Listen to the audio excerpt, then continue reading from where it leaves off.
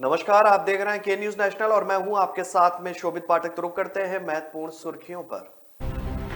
WHO ने कहा कि ओमिक्रॉन का सब वेरिएंट BA.2 57 देशों में फैल चुका है। प्रधानमंत्री नरेंद्र मोदी आज बजट और आत्मनिर्भर अर्थव्यवस्थाओं पर विस्तार से बात करने के लिए देश भर के भारतीय जनता पार्टी के कार्यकर्ताओं को संबोधित कर रहे हैं।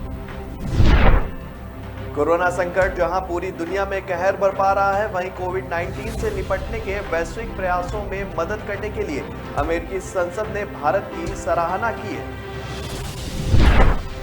संस्कृति मंत्रालय को बजट में फायदा हुआ है। पिछले वर्ष के मुकाबले इस बजट में 11.9% की बढ़ोतरी हुई है।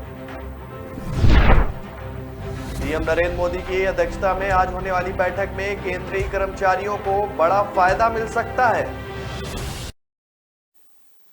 दुनिया में कोरोना संकट के बीच डब्ल्यूएचओ ने एक चिंता बढ़ाने वाली जानकारी दी है। डब्ल्यूएचओ ने कहा है कि ओमिक्रॉन का सब वेरिएंट BA.2 57 देशों में फैल चुका है। डब्ल्यूएचओ ने कहा है कि जिस रफ्तार से आगे बढ़ रहा है वह आने वाले दिनों में खतरनाक साबित हो सकता है।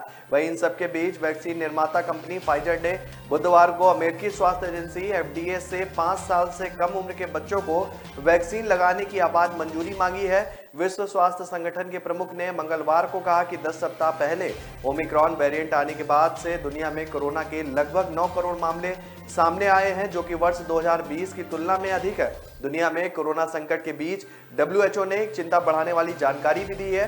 डब्ल्यूएचओ ने कहा है कि ओमिक्रॉन का सब वेरिएंट BA.2 57 देशों में फैल चुका है। डब्ल्यूएचओ ने आगे कहा कि जिस रफ्तार से ये बढ़ रहा है वह आने वाले दिनों में खतरनाक साबित हो सकता है। वहीं इन सबके बीच वैक्सीन निर्माता कंपनी फाइजर ने बुधवार को अमेरिकी स्वास्थ्य एजेंसी FDA से 5 साल से कम उम्र के बच्चों को वैक्सीन लगाने की आपात मंजूरी मांगी है। प्रधानमंत्री नरेंद्र मोदी आज यानी बुधवार को बजट और आत्मनिर्भर अर्थव्यवस्थाओं पर विस्तार से बात करने के लिए देश भर के भारतीय जनता पार्टी के कार्यकर्ताओं को संबोधित कर रहे हैं। उनका वर्चुअल कार्यक्रम जो है 11 बजे से शुरू हुआ। भारतीय जनता पार्टी ने अपने लोग सभा सांसदों से बुधवार को दिल्ली के जनपद रोड स्थित अंबेडकर सेंटर में मौजूद रहने के लिए कहा है, जहां बड़े पर्दे पर संबोधन का सीधा प्रसारण चल रहा है। चूंकि उस दौरान राज्यसभा का सत्र होगा, इसलिए केवल लोकसभा सांसदों को अंबेडकर केंद्र में उपस्थित रहने के लिए आदेश दिया गया था। इसके अलावा देश भर में भी कई जगहों पर बड़ी स्क्रीनें लगाई गई हैं ताकि प्रधानमंत्री का संबोधन पार्टी कार्यकर्ताओं द्वारा सुना जा सके। प्रधानमंत्री ने बजट की तारीफ करते हुए कहा कि मंगलवार की यह अधिक बुनियादी ढांचे, अधिक निवेश, अधिक विकास और अधिक नौकरियों की नई संभावनाओं से यह बजट भरा हुआ है। प्रधानमंत्री ने कहा कि आम लोगों की प्रक्रिया से सत्तारूढ़ भाजपा को उनकी सेवा करने का एक नया संकल्प दिया गया है। इस दौरान पीएम मोदी ने कहा कि हिमाचल, उत्तराखंड, जम्मू कश्मीर, नॉर्थ ईस्ट क्षेत्रों के लिए पहली बार देश की पर्वतमाला योजना शुरू की जा रही है। ये योजना पहाड़ों पर ट्रांसपोर्टेशन के आधुनिक व्यवस्था का निर्माण करेगी। देश के करोड़ों लोगों की आस्था का ध्यान रखते हुए मां गंगा की सफाई के साथ किसानों के लिए महत्वपूर्ण कदम भी उठाया गया है। कोरोना संकट जहां पूरी दुनिया में कहर बरपा रहा है, वहीं कोविड-19 से निपटने के लिए वैश्विक प्रयासों में मदद करने के लिए अमेरिकी संसद ने भारत की सराहना की है। कांग्रेस के ब्लैक कॉक्स ने कम से कम 38 देशों को 28 लाख से ज्यादा टीके देने पर भारत की प्रशंसा भी की है। इस बीच दुनिया में एक दिन के भीतर 20.19 लाख नए संक्रमितों की पहचान भी हुई है और 7,616 लोगों की मौत भी हुई है। अमेरिकी संसद में प्रभावशाली ब्लैक कॉक्स की अध्यक्षता जैसे बीटी ने अमेरिका में भारत के राजदूत तरणजीत सिंह संधू को पत्र लिखकर भारत की तारीफ की है। उन्होंने कहा है कि भारत ने अफ्रीकी देशों को कांगो, बोत्सवाना, इस्वातिन और मोजाम्बिया इन जगहों पर कोविड-19 रोधी टीके दिए हैं। बीटी ने कहा कि इसके अलावा आपने Oman, Bahrain, Guatemala, Mongolia, Bhutan, Maldives, Nepal, Bangladesh, Sri Lanka और अफगानिस्तान को भी राहत दी है। दुनिया में 37.93 करोड़ लोग पिछले 2 वर्षों के दौरान कोरोना संक्रमित हुए हैं, जबकि 56.93 लाख संक्रमितों की मौत भी हुई है। पिछले दिनों सिंगापुर पर्यटन बोर्ड ने बताया कि देश में भारतीय पर्यटकों की संख्या नाटकीय ढंग से गिरी है। कोरोना से पहले 2019 में 14.2 लोग भारतीय पर्यटकों का जो है सिंगापुर का दौरा किया था, जबकि 2021 में घटकर 54,000 हो गई है। संस्कृति मंत्रालय को बजट 2022-23 में फायदा हुआ है। पिछले वर्ष के मुकाबले इस साल बजट में 11.9% की बढ़ोतरी के साथ 3009.5 करोड़ रुपए प्रस्तावित किए गए हैं, जबकि 2021-22 में यह राशि 2687.99 करोड़ रुपए थी। वहीं भारतीय पुरातत्व सर्वेक्षण को बजट में 1080 करोड़ रुपए आवंटित जो है वो किए गए हैं, जो कुल रकम का 35% है। मंत्रालय की केंद्रीय क्षेत्रीय योजनाओं के लिए 532.55 करोड़ रुपए दिए गए हैं। इनमें कला संस्कृति योजना, संग्रहालय का विकास, अंतर्राष्ट्रीय सहयोग, शताब्दी और वर्षगांठ समारोह शामिल है। वहीं वरिष्ठ कलाकारों के पेंशन को 4000 से बढ़ाकर 6000 किया जा रहा है। वडनगर में संग्रहालय के विकास के लिए 100 करोड़ रुपए का प्रावधान भी किया गया है। इसके अलावा नेपाल के लुम्बिनी में बौद्ध मठों को स्थापित करने के लिए 106 करोड़ रुपए प्रस्तावित है। इस दौरान केंद्रीय संस्कृति मंत्री जी किशन रेड्डी ने कहा है कि आवंटन में वृद्धि बताती है कि सरकार विकास और विरासत पर केंद्रीय है। प्रधानमंत्री नरेंद्र मोदी की अध्यक्षता में आज होने वाली बैठक में केंद्रीय कर्मचारियों को बड़ा फायदा मिल सकता है। संभव है कि इस बैठक में कर्मचारियों के रुके हुए डीए एरियर पर फैसला लिया जाए। अगर ऐसा हुआ तो कर्मचारियों को सीधे 2 लाख रुपए तक का फायदा हो सकता है। यह रकम एक मुश्त उनके खाते में आएगी।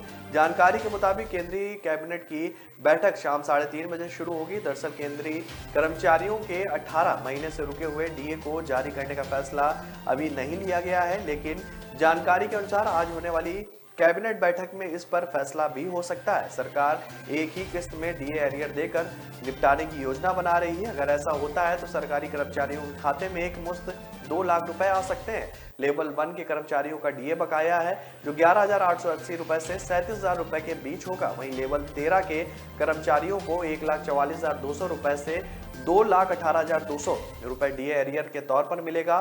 केंद्र सरकार के कर्मचारियों का डीए साल में 2 बार जनवरी से जुलाई के बीच में अपडेट किया जाता है। महंगाई भत्ते की वर्तमान दर को मूल वेतन से गुणा करके डीए का निर्धारण किया जाता है। आपको बता दें कि सरकारी कर्मचारी, सार्वजनिक क्षेत्र के कर्मचारियों और पेंशन भोगियों को डीए दिया जाता है। यह कर्मचारियों को उनके रहने के खर्च में मदद करने के लिए दिया जाता है।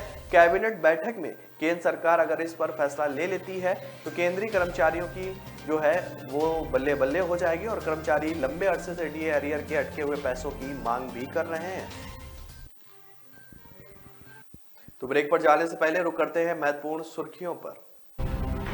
WHO ने कहा कि ओमिक्रॉन का सब वेरिएंट BA.2 57 देशों में फैल चुका है।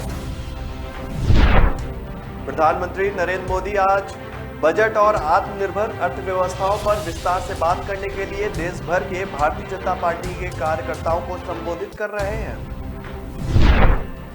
कोरोना संकट जहां पूरी दुनिया में कहर बरपा रहा है, वहीं कोविड-19 से निपटने के वैश्विक प्रयासों में मदद करने के लिए अमेरिकी संसद ने भारत की सराहना की है।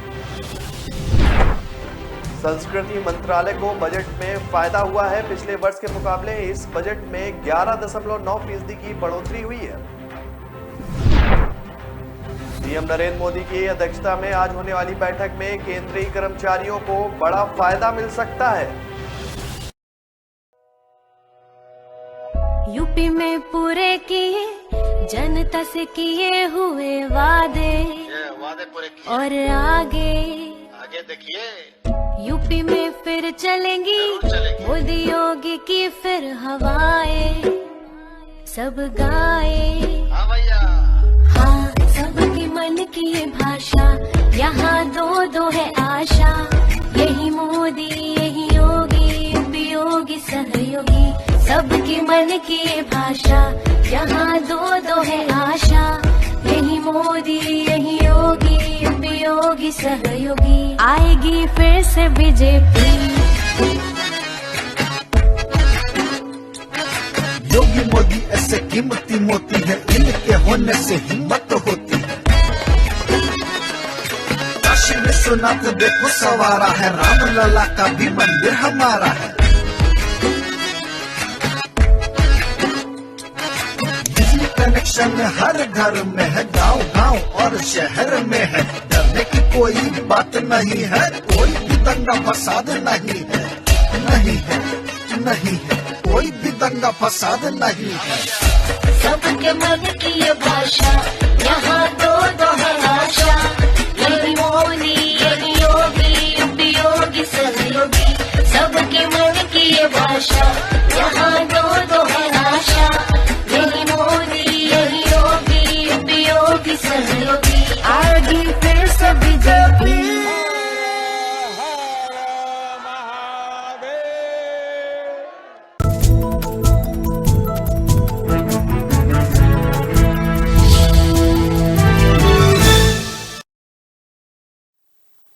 ब्रेक के बाद फिर स्वागत है आपका। रुक करते हैं आगे की महत्वपूर्ण खबरों पर। यूक्रेन की सीमाओं पर रूसी सैनिकों के जमावड़े और युद्ध की आशंकाओं के बीच मॉस्को में राष्ट्रपति व्लादिमीर पुतिन के साथ बैठक के दौरान हंगरी के प्रधानमंत्री विक्टर ऑर्बन ने बुधवार को रूसी प्राकृतिक गैस के बड़े शिपमेंट के लिए समझौते की पैरवी की। क्रेमलिन रूसी शहरों का केंद्र किला में बैठने के बाद एक संवाददाता सम्मेलन के दौरान हंगरी के दक्षिणपंथी राष्ट्रवादी नेता विक्टर ऑर्बन ने कहा कि उन्होंने रूसी ऊर्जा कंपनी गजप्रोम के साथ हंगरी के लिए 15 साल के गैस अनुबंध के विस्तार का अनुरोध किया है ताकि यूरोप में ऊर्जा की कीमतों में वृद्धि के बीच बड़ी मात्रा में वितरण सुनिश्चित किया जा सके। हालांकि दोनों देशों के बीच कोई औपचारिक समझौता नहीं हुआ है, फिर भी ऑर्बन के अनुरोधों ने दोनों देशों के बीच घनिष्ठ आर्थिक और राजनयिक संबंधों की उसको रेखांकित भी किया है। हंगरी यूरोपीय संघ और नाटो दोनों का सदस्य होते हुए भी मॉस्को के साथ अपने संबंधों को बढ़ाना चाहता है। हंगरी की ओर से किए गए समझौतों की पेशकश से कुछ यूरोपीय देशों की राजधानियों की भी भौएं तन गई हैं, जहां रूस को एक दुष्ट देश के रूप में देखा जाता है और पूरे 27 राष्ट्र यूरोपीय संघ की सुरक्षा के लिए उनको खतरा माना जाता है। 2010 में हंगरी में सत्ता संभालने के बाद पुतिन के साथ ऑर्बन की बुधवार को हुई यह उनकी 12वीं बैठक है, जब पिछले साल यूक्रेन के पास रूसी सैनिकों के जमावड़े को लेकर तनाव बढ़ने के बाद से पुतिन की किसी पश्चिमी देश के नेता के साथ यह पहली व्यक्तिगत मुलाकात थी। हंगरी ने पूर्वी पड़ोसी देश यूक्रेन की सीमा पर रूसी सैनिकों के जमावड़े को लेकर भी रुख अपनाने से परहेज किया है। गौरतलब है कि यूक्रेन की सीमाओं पर करीब 1 लाख रूसी सैनिक डेरा डाले हुए हैं। वित्त मंत्री निर्मला सीतारमण ने केंद्रीय बजट को किसानों, महिलाओं और युवाओं का बजट बताते हुए आजादी के अमृत काल के अगले 25 सालों का ब्लूप्रिंट करार दिया है। उन्होंने कहा है कि केंद्र की मोदी सरकार नारी सशक्तिकरण के लिए संकल्पित है। इस क्रम में जल्द ही 3 नई योजनाएं शुरू की जाएंगी। इसमें महिला और बाल विकास मंत्रालय, मिशन शक्ति और मिशन वात्सल्य, सक्षम आंगनवाड़ी और पोषण 2.0 जैसी योजनाओं को व्यापक रूप से नया क्लेवर में लाया गया है और इसके तहत महिला एवं बाल विकास मंत्रालय ने महिला और बच्चों के लिए चलने वाली योजनाओं को एकीकृत कर दिया है। वित्त मंत्री ने कहा कि देश की 2 लाख आंगनवाड़ी को आधुनिक बनाया जाएगा। महिलाओं और बच्चों के एकीकृत विकास के लिए 3 योजनाएं शुरू की जाएंगी। इसमें बाल स्वास्थ्य सुधार के तहत आंगनवाड़ी का कायाकल्प, मासिक स्वास्थ्य काउंसलिंग के लिए राष्ट्रीय टेली मासिक स्वास्थ्य कार्यक्रम भी शुरू किए जाएंगे।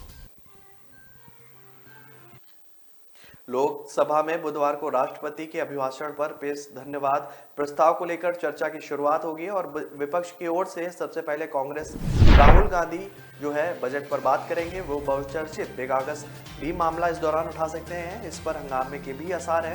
धन्यवाद प्रस्ताव पर चर्चा के लिए लोकसभा में विपक्ष को 12 घंटे का वक्त दिया गया है। इसमें कांग्रेस को 1 घंटे का वक्त मिला है। राहुल गांधी विपक्षी दलों की ओर से बहस की शुरुआत करेंगे। वे राष्ट्रपति के अभिभाषण, बजट और इजराइल की कंपनी पेगासस स्पाईवेयर खरीद मामले को उठा सकते हैं। इसे लेकर सत्ता पक्ष व विपक्ष के बीच तकरार वो भी तय है।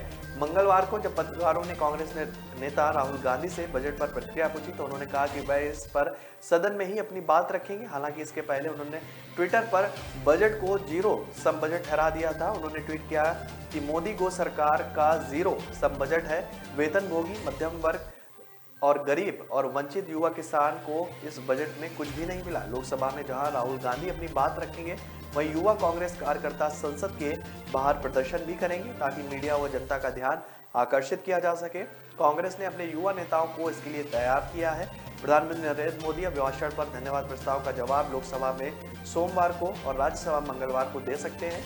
बजट में सत्र के पहले दिन राष्ट्रपति रामनाथ कोविंद ने सोमवार को संसद के संयुक्त सत्र को संबोधित किया था। मंगलवार को वित्त मंत्री निर्मला सीतारमण द्वारा वित्तीय वर्ष 2022-23 का आम बजट पेश करने के बाद कार्रवाई बुधवार तक के लिए स्थगित कर दी गई थी।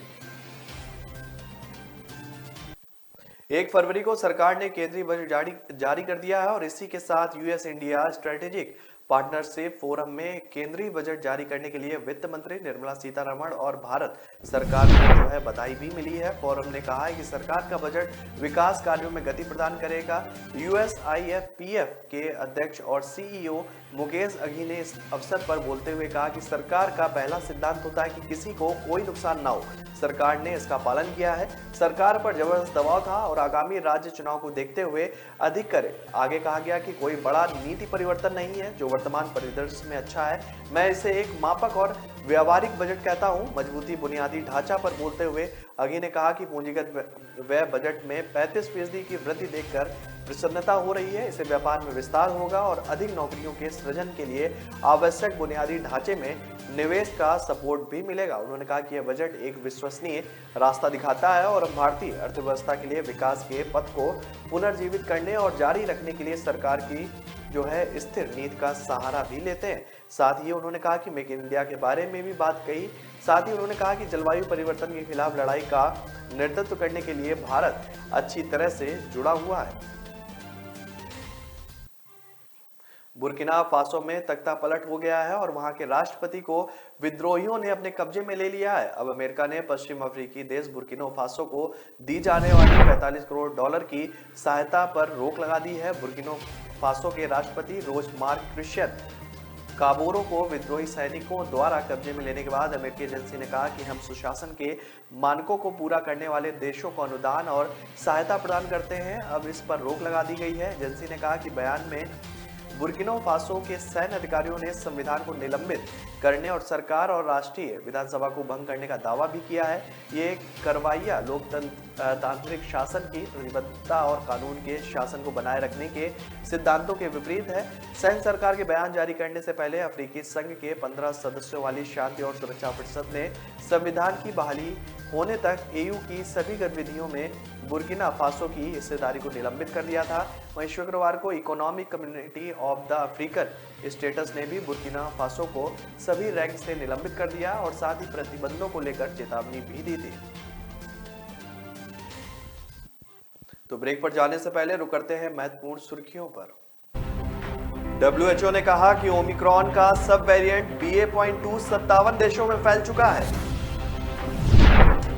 प्रधानमंत्री नरेंद्र मोदी आज बजट और आत्मनिर्भर अर्थव्यवस्थाओं पर विस्तार से बात करने के लिए देश भर के भारतीय जनता पार्टी के कार्यकर्ताओं को संबोधित कर रहे हैं। कोरोना संकट जहां पूरी दुनिया में कहर बरपा रहा है, वहीं कोविड-19 से निपटने के वैश्विक प्रयासों में मदद करने के लिए अमेरिकी संसद ने भारत की सराहना की है। संस्कृति मंत्रालय को बजट में फायदा हुआ है। पिछले वर्ष के मुकाबले इस बजट में 11.9% की बढ़ोतरी हुई है। सीएम नरेंद्र मोदी की अध्यक्षता में आज होने वाली बैठक में केंद्रीय कर्मचारियों को बड़ा फायदा मिल सकता है। न ऐश का न द्वेष का, यह दंगल है देश का। सुलगती समस्याओं के जुलसते सवालों का होगा दंगल देश का। प्रशासन के प्रश्नों को लेकर होगा दंगल देश का। शिक्षा, स्वास्थ्य, समाज, कानून और व्यवस्था के आज क्या है हालात। सोमवार से शुक्रवार रोज रात 8 बजे जलपा क्षत्रिय के साथ दंगल देश का। ब्रेक के बाद फिर स्वागत है। रुक करते हैं आगे की महत्वपूर्ण खबरों पर। केंद्रीय बजट में जल शक्ति मंत्रालय की जल जीवन मिशन हर घर जल योजना को बड़ा फायदा मिला है। प्रधानमंत्री नरेंद्र मोदी के विजन वाली हर घर नल जल योजना को बजट में 2022-23 के लिए 60,000 करोड़ रुपए अतिरिक्त आवंटित किए गए हैं। इससे वित्तीय वर्ष 2022-23 में 3.80 करोड़ नए ग्रामीण घरों में नल कनेक्शन देने का लक्ष्य रखा गया है। केंद्रीय बजट 2022-23 पेश करते हुए केंद्रीय वित्त मंत्री निर्मला सीतारमण ने कहा है कि हर घर को नल से जल देने के लिए 3.8 करोड़ रुपए घरों को कवर करने के लिए केंद्रीय सरकार ने इस वित्तीय वर्ष में 60,000 करोड़ रुपए अतिरिक्त देने का प्रावधान भी किया है।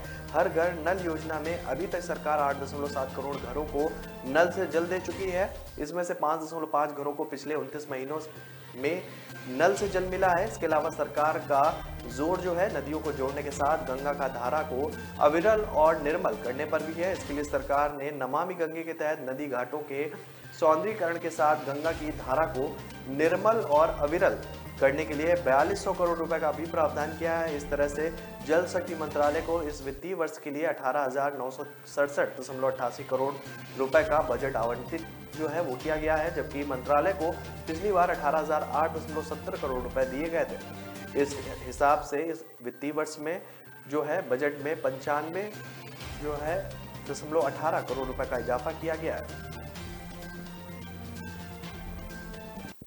इस साल का रक्षा बजट रक्षा क्षेत्र में आत्मनिर्भरता की ओर से बड़ा कदम माना जा रहा है। वित्त मंत्री निर्मला सीतारमण ने बजट में घोषणा की है कि रक्षा संबंधी निर्माण या खरीद 68% देसी कंपनियों के जरिए ही किया जाएगा। इतना ही नहीं, सरकार ने रक्षा उपकरणों के आधारभूत डिजाइन बनाने और उसे विकसित करने में निजी क्षेत्र को बढ़ावा देने के लिए भी बड़ा ऐलान किया है। सरकार ने संदेश दिया है कि सिर्फ मेक इन इंडिया ही नहीं, अब मेक फॉर द वर्ल्ड की योजना के काम कर रही है और इसके लिए देशी उद्योग, स्टार्टअप और शैक्षिक संस्थानों के लिए रक्षा अनुसंधान एवं विकास संस्थान का दरवाजा खोलते हुए इस एवज में RADD के आवंटित बजट का 25% खर्च करने का फैसला किया गया है। अब संबंधित निजी संस्थानें DRDO के साथ साझेदार की तरह काम कर रही हैं और काम में तेजी लाने और अफसरशाही अड़चनों से बचने के लिए इस पूरी योजना की विशेष उद्देश्य वाहन मॉडल के तहत इसे लाया जाएगा। हालांकि इस बार के रक्षा बजट में पिछले साल के मुकाबले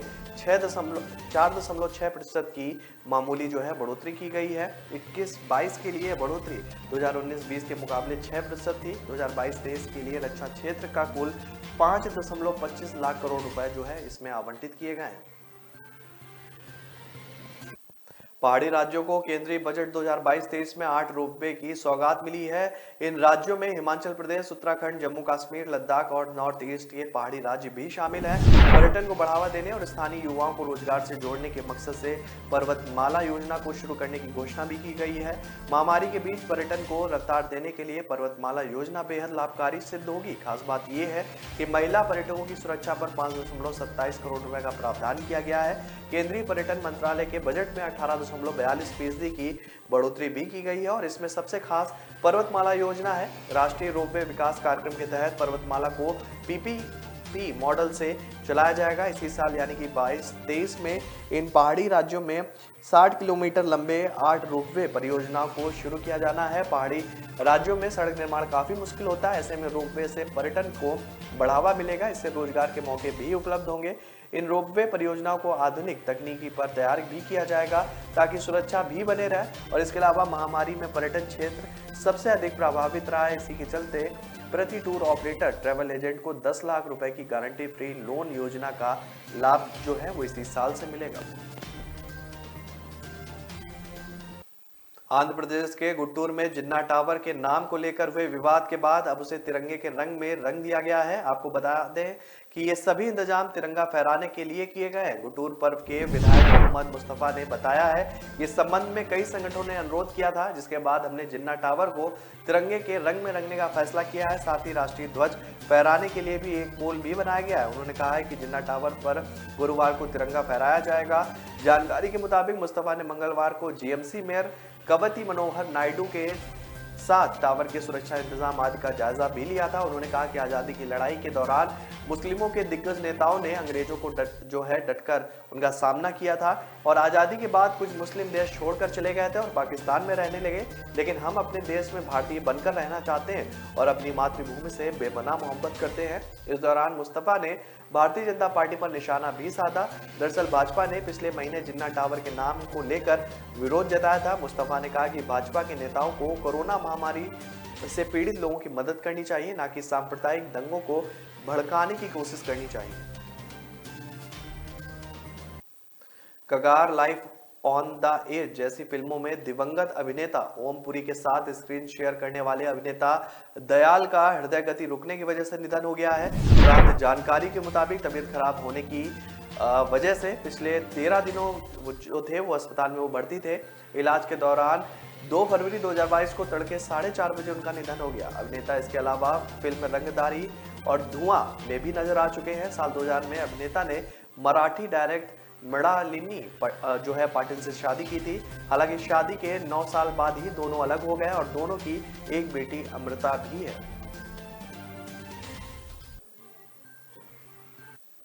तो फिलहाल इस बुलेटिन में मेरे साथ इतना ही। आगे की खबरों के लिए बने रहिए के न्यूज नेशनल के साथ।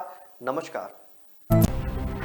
WHO ने कहा कि ओमिक्रॉन का सब वेरिएंट BA.2 57 देशों में फैल चुका है। प्रधानमंत्री नरेंद्र मोदी आज बजट और आत्मनिर्भर अर्थव्यवस्थाओं पर विस्तार से बात करने के लिए देश भर के भारतीय जनता पार्टी के कार्यकर्ताओं को संबोधित कर रहे हैं।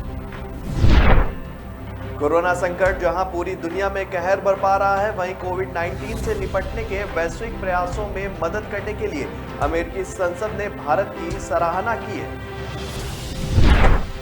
संस्कृति मंत्रालय को बजट में फायदा हुआ है। पिछले वर्ष के मुकाबले इस बजट में 11.9% की बढ़ोतरी हुई है।